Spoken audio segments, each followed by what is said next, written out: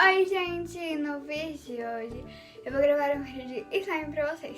Então, bora lá? Então, gente, tô falando meio estranho porque eu fiz uma cirurgia. Eu tirei as duas amigas, por isso que faz um tempo que eu tô sem gravar aqui. Mas é isso, então ignorem minha voz, por favor.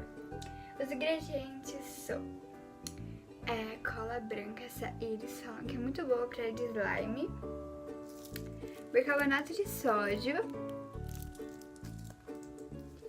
3 opções de corante, ó, essa tinta azul, esse corante roxo, ó, e esse laranja.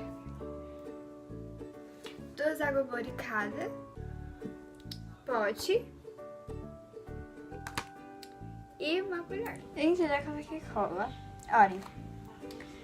Aí eu vou ativar, quando eu estiver ativada, eu volto aqui pra vocês, mostro e depois eu coloco o corante. Então, gente, a slime já ativou aqui, ó. Ficou desse jeito. Olha que linda, gente. Eu amei esse slime. Ó, ficou muito legal. Ó, ficou bem molinha.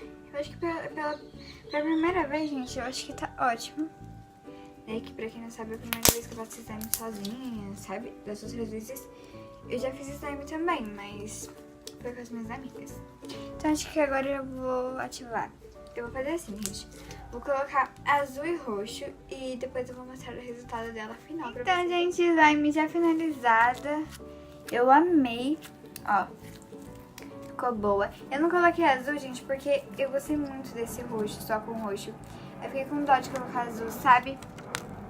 Ó, mas ficou desse jeito. Eu gostei bastante.